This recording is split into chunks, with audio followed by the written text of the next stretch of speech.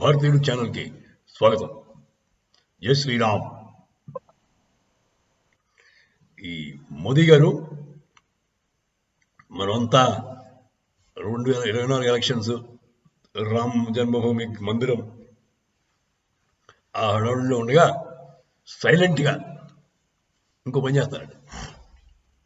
చాలా మంచి పని ఏంటంటే, అంతకుముందు గవర్నమెంట్స్ చేసిన వెరితనం దాన్ని కరెక్ట్ చేస్తున్నాడు. ఇప్పుడు మన ఫెన్సింగ్ ఉంటుంది కదా, పంజాబ్లో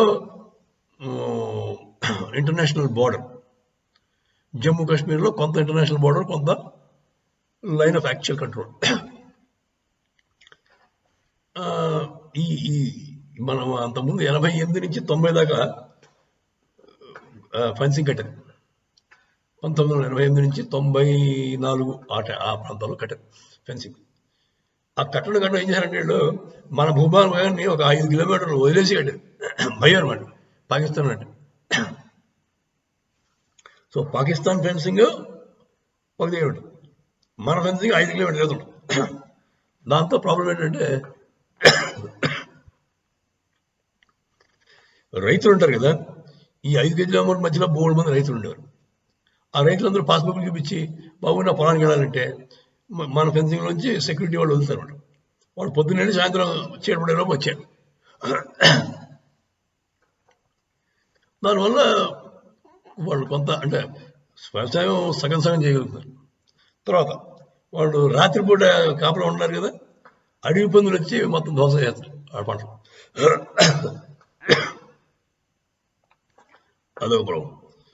నెక్స్ట్, ఈ డ్రోన్స్ నుంచి పాకిస్తాన్ వాళ్ళు ఏం చేస్తారు, వాళ్ళ ఫెన్సింగ్ అవతల, అంటే వాళ్ళ ఫెన్సింగ్కి మన ఫెన్సింగ్కి మధ్యలో ఆయుధాలు, డ్రగ్స్ అవన్నీ పడేస్తుంటే పాపం వీళ్ళ పొలాల్లో పడతాయి. వీళ్ళు తెలియక తెలిసి కొంచెం డబ్బులు కక్కుతుపడి పాపం అవి మెల్లిగా స్మగుల్ చేద్దాం చేస్తారు. పట్టుకుని జైలు వేస్తారు పాపం. వాళ్ళ అంటే వాళ్ళ ఇది ఆ రైతులకు ఉన్న బాధ ఇప్పటిదాకా.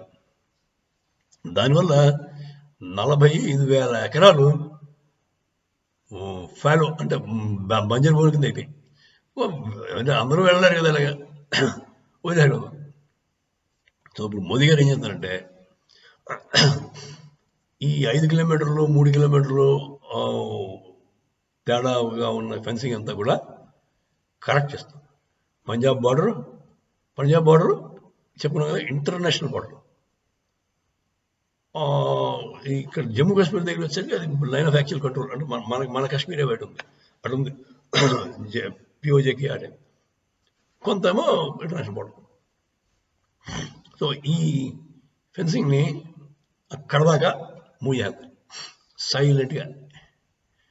దానికి బిఎస్ఎఫ్ వాళ్ళు చెప్పారు పాపం, ఇలా చేస్తే బాగుంటుంది, మనం చాలా ఇబ్బంది పడిపోతున్నాం, రైతులు బాధపడిపోతున్నారు అని చెప్తే, మోదీ గారు వెంటనే స్పందించి మన ఫెన్సింగ్ని, ఇప్పుడు ఉన్న ఫెన్సింగ్ తీసుకెళ్ళి పాకిస్తాన్ ఫెన్సింగ్కి దగ్గరలో పెట్టేస్తే మన రైతులకి ఇబ్బంది ఉండదు.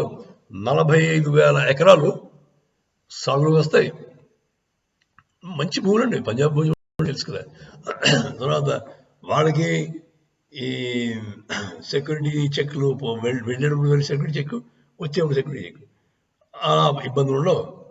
తర్వాత ఈ పాకిస్తాన్ వాడు డ్రోన్స్ ద్వారా వదిలేసిన ఆయుధాలు అవి వాటి ఇష్యూ ఉండవు. వాటి వల్ల పాపం వీళ్ళు జైలుకి వెళ్ళడం ఉండదు. ఇన్ని రకాలుగా ఉపయోగం ఉండదు. సో అప్పుడు మన వాళ్ళు 88, 94లో చేసిన వెరి పని ఇప్పుడు దాకా ఎవరు పట్టించుకోలేదు. మోదీ గారు సైలెంట్గా మిగతా వాళ్ళ దృష్టి అంతా కూడా 24 ఎలక్షన్స్, తర్వాత ఏమో రామ జన్మభూమి మందిరం నిర్మాణం మీద ఉండగా సైలెంట్గా చేసేసుకుంటూ పోతున్నారండి. దీనివల్ల ఇది మోదీ గారు చేసిన మహత్తరమైన పనుల్లో ఇదొకటి అని చెప్పుకోవాలి. మీ అభిప్రాయం కామెంట్స్ రూపంలో చెప్పండి. నచ్చితే లైక్ చేయండి, షేర్ చేయండి. జై శ్రీరామ్.